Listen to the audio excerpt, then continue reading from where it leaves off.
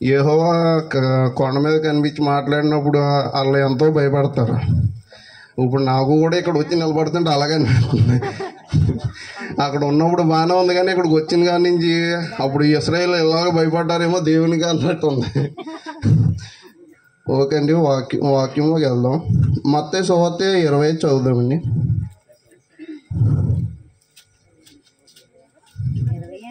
మొదటి నుంచి చదువుదామండి. మొదటి నుంచి ఒక 10 వచనాలు ఎవరైనా చదువుతారా?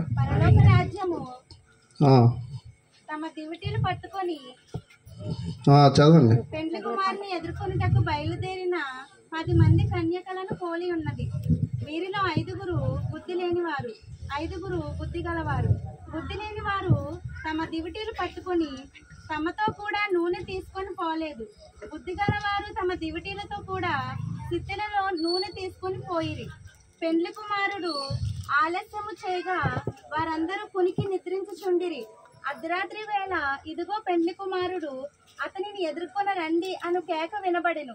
అప్పుడు ఆ కన్యకలందరూ లేచి తమ దివిటీలను చక్కపరిచిరి. గాని బుద్ధి లేని కన్యకలు, మా దివిటీలు ఆరిపోవచ్చున్నవి కనుక మీ నూనెలో కొంచెము మాకు ఇయ్యుడని బుద్ధి గల వారిని అడిగిరి.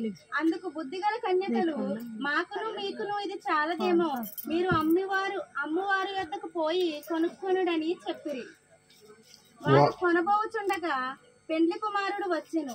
అప్పుడు సిద్ధపడి ఉన్న వారు అతనితో కూడా పెండ్లి విందుకు లోపలికి పోయిరి. చాలండి, చిన్న ప్రార్థన చేసుకుని వాక్యం చెప్పుకుందామండి. మమ్మల్ని అతిమితులుగా ప్రేమించే నా ప్రియ పవన పరలోకపు తండ్రి, నాయన యేసయ్య దేవా, ఈరోజు నాయన ఈ పూడికలో దేవా నువ్వు దేవా నాకు మాట్లాడటకు ఇచ్చిన దేవా ఈ సమయంకై దేవా నీకు వేలాది వందనాలు తండ్రి. దేవా నేను కాదు తండ్రి, నీవే నాలో ఉండి దేవా మాట్లాడండి అయ్యా. దేవా నీవే నాకు వాక్ని అందించి మాట్లాడేటకు దేవా నాకు శక్తిని, వాక్ శక్తిని ఇమ్మని దేవా విను వారందరూ కూడా దేవా దాన్ని అర్థం చేసుకుని దేవా వారి జీవితంలో కూడా అది ఫలింపు కలుగులాగిన దేవా మీరే కృప చూపమని నా జరుడైన యేసు నామములో బ్రతిమలాడి వేడుకుంటున్నాం పరమ తండ్రి. ఆమేన్.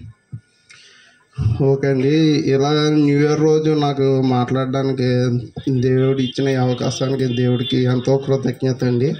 అలాగే అయ్యగారు కూడా వందనాలండి.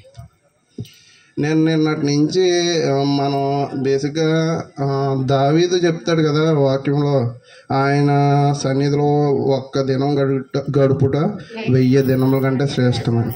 కానీ మనం నిన్నటి నుంచి మరి ఆ దేవుని చిత్తమో ఏంటో తెలీదు, సంవత్సరం తర్వాత కూడా మనం కంటిన్యూగా దేవుని సన్నిధిలోనే గడుపుతున్నాం. అది మనకి ఎంతో దేవుడిచ్చిన భాగ్యం అండి. అయితే నేను నిన్నటి నుంచి వింటున్న వాక్యాలు ఏంటంటే 2 అనే పదమే వినబడుతుంది నా చెవులి. ఏంటంటే ఫాస్టర్ గారు కూడా చెప్పారు 31వ రాత్రి ప్రేమ గురించి. ప్రేమ 2 అక్షరాలు. దేవుడు 2 ఏంటది 2 ఆజ్ఞలు చెప్పాడు. ఒకటి ఆయన్ని వెంబడించాలి, నిన్ను వల్ల నన్ను ప్రేమించాలి అని. అలాగే మార్నింగ్ కూడా ఆయన చెప్పారు కదండి, 2 అన్న తమ్ముళ్ళ మధ్య విభేదమే ఈరోజు ఇలా గొడవల కారణం అని. నేను ఏంటి నిన్న నుంచి 2 దేవుడు మా అందరికీ చెప్తున్నాడు, ఏటా 2 అని ఆలోచిస్తే బైబిల్ అంతా కూడా చాలా చోట్ల ఈ 2 అనేది చాలా ప్రాముఖ్యంగా కనిపిస్తుందండి. ఫస్ట్ నుంచి కూడా దేవుడు భూమిని సృష్టించడం కూడా భూమి ఆకాశమని, లేకపోతే సూర్యుడు చంద్రుడని, ఇలాగ ప్రతి చోట సృష్టించడం 2 మనుషుల్నే సృష్టించడం కూడా.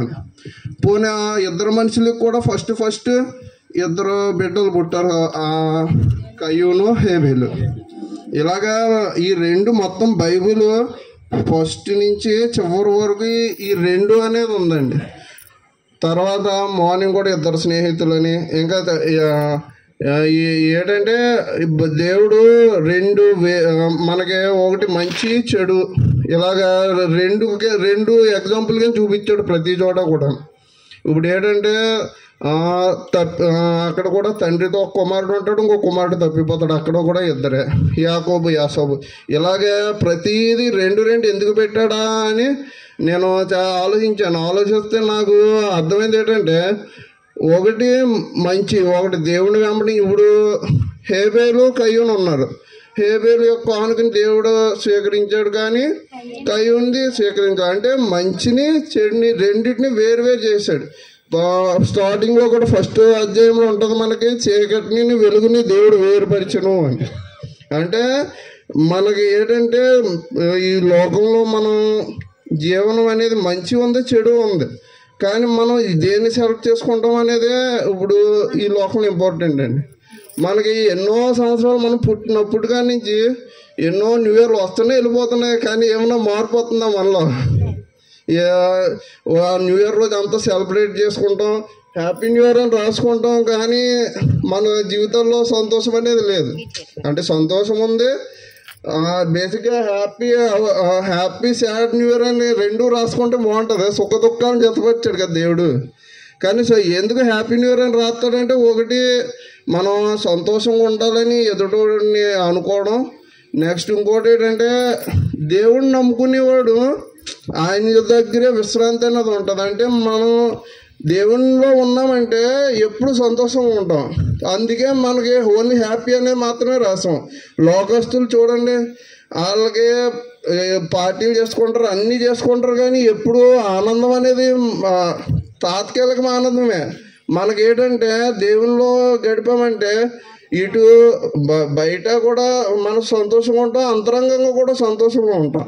ఇప్పుడు మన లోకంలో ఎక్కడ తిరిగినా దేవుడి దగ్గర ఉండే ఈ అంతరంగ సంతోషం వస్తుందా? ఆయనే చెప్పాడు, నా యొద్దకు నేనే మీకు విశ్రాంతిని ఇస్తానండి. అంటే లోకంలో ఎక్కడ విశ్రాంతి అనేది లేదు. మనం ఎంత అదృష్టవంతులం అంటే ఇంత గొప్ప దేవుణ్ణి ఈరోజు తెలుసుకున్నాం. కాబట్టి ఈ రెండు అనేది బైబిల్లో చాలా ఉంది. మనం ఏ దారిని ఎంచుకున్న వాళ్ళ అనేది దేవుడు మన ముందే పెట్టాడు. ఆయన నువ్వు పరలోకం వైపు వెళ్తావా, నరకం వైపు వెళ్తావా అని. ఎక్కడ కూడా చూడండి, మత్తయి 25లోని ఇద్దరు కన్యకలు, రెండు రకాల కన్యకలు ఉన్నారు. 5 బుద్ధి గలవారు, ఇంకా 5 బుద్ధి లేనివారు. ఇప్పుడు చాలామంది ఏంటంటే, రాకడ ఎప్పుడో వస్తుందిలే, మారదాంలే, ఇంకా ఏంటంటే ఈ యొక్క నెగ్లజెన్సీ లైఫ్ బతుకుతున్నాం మనం. ఏంటంటే దేవుడిని సీరియస్గా తీసుకోవట్లేదు. ఏ రోజు రాకడ వచ్చి మనం బుద్ధి లేని కన్యకల్లో ఇక్కడ మిగిలిపోతామో తెలియదు. ఇప్పుడు ఎంతమంది మనం దేవుడిని నమ్ముకుంటున్నాం, కానీ ఎంతమంది దేవుడు వచ్చినప్పుడు సిద్ధంగా ఉన్నారు అంటే ఎవరికే తెలియదు. మనకే మన మీద నమ్మకం లేదు. అంటే ఎన్ని న్యూ ఇయర్లు వెళ్ళిపోయినా ఏం ఉపయోగం మనకి? మనం ఈ బుద్ధి లేని కన్యకలుగా జీవించినంతకాలం ఎన్ని న్యూ ఇయర్లు చేసుకున్నా దానివల్ల ఏ ఉపయోగం లేదు. అందుకే ఇప్పుడు దాకా ఎలా గడిచిపోయింది. మనం ఈసారి అయినా ఈ న్యూ ఇయర్, ఈ సంవత్సరం నుంచి అయినా సరే బుద్ధి గలవారుగా నడుచుకోవాలి. అప్పుడు నిజమైన హ్యాపీ న్యూ ఇయర్ మనకి. ఎంతకాలం ఇలాగ బుద్ధి లేకుండా, అంటే బుద్ధి లేని వాళ్ళని నేను అంటలేదు. బుద్ధి లేని తత్వం అంటే ఏంటంటే దేవుణ్ణి నామకార్థంగా ఆశ్రయించడం, అదే బుద్ధి లేని తత్వం. అంటే నేను చచ్చిపోతున్నాను, నేను దేవుడి దగ్గరికి వెళ్ళకుండా ఎందుకు ఉంటాను? ఇక్కడ యేసుప్రభు చెప్తాను, నేను నీ పేరిట అద్భుతాలు చేశాను, నీ పేరిట వాక్యాలు చదివాను, ఇవన్నీ చేశాను, నేను ఎవరో తెలియదు అంటే, ఏమో నువ్వెవరో నాకు తెలియదు అంటాడు దేవుడు. అంటే మనం అందరం కూడా గర్వపడకూడదు ఎప్పుడు, నేను ఎంత భక్తి చేస్తున్నానో నేను ఖచ్చితంగా వెళ్ళాలి అని. ఎందుకంటే దేవుడు మనం ఎప్పుడైతే మనం తయారై ఉండాలి. ఎప్పుడో వస్తుందిలే అని నిర్లక్ష్యంగా ఉన్నామంటే చెప్పలేం ఏ రోజు ఎప్పుడు వస్తుందో. దొంగ వచ్చినట్టు వస్తుంది అంట అది. కాబట్టి మనం అందరం ఏంటంటే తయారై ఉండాలి, ప్రిపేర్డ్. ఇప్పుడు ఏదైనా యుద్ధం వచ్చిందంటే వాళ్ళు ఎప్పుడో వస్తారులే అనుకుని నిశ్శబ్దంగా ఉన్నామంటే అటాక్ చేశారంటే మనకు తర్వాత అవకాశం కూడా ఉండదు మనం తయారయ్యి వాళ్ళ మీద యుద్ధం చేయడానికి. కాబట్టి ఏంటంటే ఎప్పుడు అలర్ట్గా ఉండాలి. ఎప్పుడు మనం దేవుణ్ణి ఏంటంటారో అగ్గిలాగా ఉండాలి. అంతేతప్ప చల్లారిపోయిన జీవితంలో మనం ఎప్పుడు ఉండకూడదు, ఎప్పుడు కూడా. అందుకే ఈ లోకంలో ఏంటంటే ఇప్పుడు ఉన్న ప్రస్తుత పరిస్థితులు ఏంటంటే ఇంకా లోకం వైపు లాగేది చాలా ఎక్కువ ఉంది. ఇప్పుడు కొంతమంది మొబైల్కి ఎడిక్ట్ అయిపోతున్నాం, కొంతమంది ఏదో ఒక వ్యసనం. ఇప్పుడు ఈ టైంలో మనం దేవుణ్ణి పట్టుకుని ఉండడం అంటే నిజంగా అది చాలా గొప్ప, ఏంటంటారు, భక్తులు దొరకడం అనేది చాలా గొప్ప విషయం అయిపోయింది ఈ కాలంలో. కాబట్టి మనం అందరం, నేను చెప్పేది ఏంటంటే, నేనేదో బుద్ధి కలవాడిని నేను చెప్పట్లేదు, నేను అటువంటి లైఫే బతుకుతున్నాను. కాబట్టి మనం ఏంటంటే, మన క్రైస్తవులో ఇంత దేవుణ్ణి తెలుసుకుని మనం రేపొద్దున బుద్ధి లేని వాళ్ళ మిగిలిపోతే ఏం ప్రయోజనం? కాబట్టి ఏంటంటే, ఈ దేవుడు మనకు ఫస్ట్ నుంచి ఆది నుంచి రెండు చూపిస్తాడు. చీకటి వెలుగు, నీతి పాపము, ఈ రెండు మన ముందే ఉన్నాయి. మనం దేన్ని సెలెక్ట్ చేసుకోవాలనేది మన చేతిలో ఉంది అది. కాబట్టి మనం ఏంటంటే, ఒక ఏంటంటారు, ఎంత చేసి, ఇప్పుడు ఎస్కేల్లో కూడా ఉంటుంది అది. ఏంటంటే 100 పాపాలు చేసి లాస్ట్లో మారాడు అనుకో, ఆ దేవుడు ఆ యొక్క నీతినే గుర్తు చేసుకుంటాడంట. అలాగే నువ్వు 100 నీతి పనులు చేసి లాస్ట్లో పాపం చేసి, ఆ పాపం నిమిత్తమే మనం నాశనం అవుతామంట. అంటే మనం ఇంతకాలం నీతి చేసి మనం వెళ్ళిపోతాం అని ఎప్పుడూ అనుకోకూడదు. ఎప్పుడు ఏంటంటే మన యొక్క భక్తి అనేది తగ్గకూడదు అనమాట. ఎప్పుడు మన యొక్క డ్యూటీలో నూనె ఉంచుకుని రెడీగా ఉండాలి. నా దేవుడు ఎప్పుడు వస్తాడా, నేను ఎప్పుడు వెళ్తానా అని. అలాగే ఇక్కడ మన ఫాస్టర్ గారు కూడా ఆయన గురించి చెప్పాలంటే, ఈ లావణ్య వచ్చిన కానీ పరిచయం అయింది. అయితే ఆయన ఈయన యొక్క విశ్వాసం ఏంటో చెప్తాను. నాకు పెళ్ళైన ఫస్ట్ ఇయర్ యానివర్సరీ చేసుకున్నాం, ఈయన్నే పిలిచాను అనమాట. అయితే అప్పటికి ఇంకా పిల్లలు పుట్టలే. అయితే ఈయన అన్నాడు, వచ్చే సంవత్సరానికి వీళ్ళు 2 కాదు 3గా ఉండాలన్నమాట. నేను ఫాస్టర్లు అలా చెప్తూ ఉంటారులే అని నేను ఎంత దేవుడిని నమ్ముకున్నప్పుడు కూడా నేను లైట్ తీసుకున్నాను. కానీ దేవుడు లైట్ తీసుకోలేదు అన్నమాట. నిజంగానే ఆయన అన్నట్టు వచ్చే సంవత్సరానికి 3 ఉన్నాం. అంటే నేను చెప్పేది ఏంటంటే, మనం ఇంత భక్తిగా ఉంటున్నా కూడా మనమే లైట్ తీసుకుంటాం దేవుడిని కొన్ని విషయాల్లోని. కాబట్టి అలాగే మొన్న వచ్చినప్పుడు కూడా అన్నారు, ఈ పిల్లల్ని చూసినప్పుడు మీరు వచ్చే సంవత్సరం ఇంకొకరితో ఉండాలని. అలాగే అన్నారో లేదో మళ్ళీ అలాగే జరిగింది. అంటే దేవుడు సేవ చేసి వాడిని మనం లైట్ తీసుకుంటాం, కానీ ఆయన మాటని దేవుడు లైట్ తీసుకోవట్లేదు. మనం ఏంటంటే ఎంత దేవుడిని నమ్ముకుంటాం, ఎంత వాక్యాలు చదువుతాం, మనలోనే ఒక అవిశ్వాసత ఉంటుంది. దేవుడిని ఏంటంటే ఒక దేవుడు ఎప్పుడు ఉండేది ఎలా, ఇదే లైఫ్ ఉంటుంది.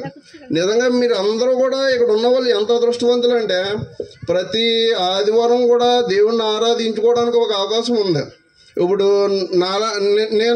ఇప్పుడు నేను ఉద్యోగం చేసే దగ్గర ఏంటంటే సర్వమత ఏంటంటారు గుడి, సర్వమత గుడి అన్నమాట. అంటే మొత్తం అన్ని విగ్రహాలు ఉంటాయి. మన యేసుప్రభుది కూడా ఉంటుంది, అది కూడా విగ్రహమే. మరి మన అందులోకి వెళ్ళడానికి మనం ఎలిజిబుల్దా? విగ్రహారాధన మనం చేయకూడదు. మరి అన్ని పెట్టింది ఇది అందరూ ప్రార్థించవచ్చు, అందరూ చేయొచ్చు అంటే అది కుదురుతుందా? నేను ఎప్పుడు నాకు లైఫ్లో మెయిన్ ఏదైనా బాధ ఉందంటే, ఈ యొక్క దేవుణ్ణి ఆదివారం ఆరాధించుకోవడానికి, విశ్రాంతి దినం ఆరాధించుకోవడానికి అవకాశం లేదని నేను ఎప్పుడూ బాధపడతాను. ఆ విషయంలో మీరు అందరూ ఎంతో అదృష్టవంతులు.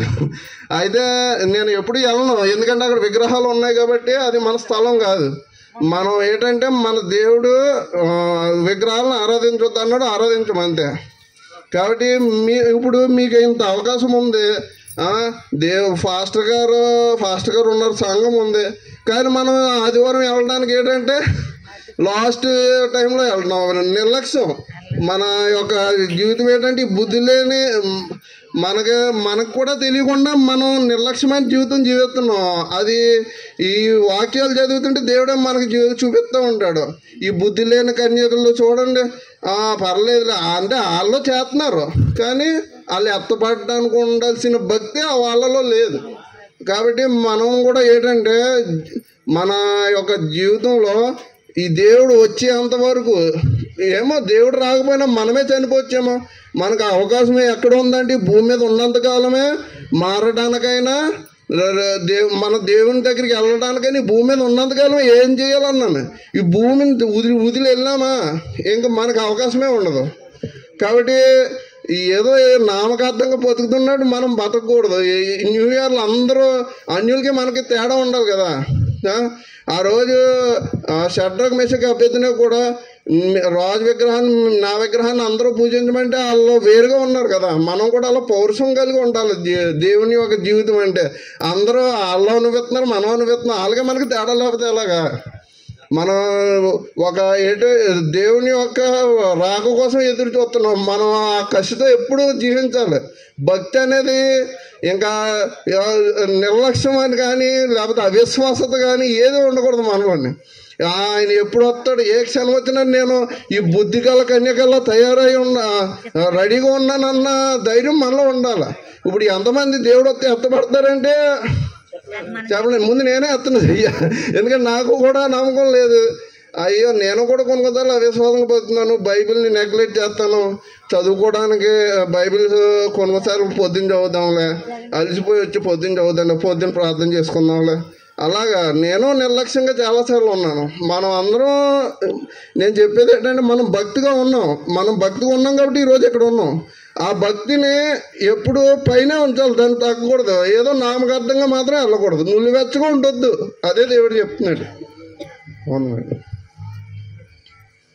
కాబట్టి నేను చెప్పేది ఏంటంటే యాక్చువల్లీ ఇక్కడ చాలామంది దేవుణ్ణి బాగా ఏంటంటే దేవుళ్ళు బాగా ఎదిగిన వాళ్ళు, దేవుని గురించి ఎక్కడ ఏది అడిగినా చెప్పగలిగిన చాలా అనుభవజ్ఞులు ఉన్నారు ఇక్కడ. వీళ్ళ ముందు మాట్లాడడానికి నిజానికి నేను అర్హుడిని కాదు, కానీ దేవుడు ఇచ్చిన ఏ అవకాశం. రేపు పొద్దున్న పైకి వెళ్ళిన తర్వాత నేను నా గురించి మాట్లాడమంటే నువ్వు ఎందుకు మాట్లాడలేదని దేవుడు అడిగాడంటే ఆ రోజు నేను ఏమని చెప్తాను.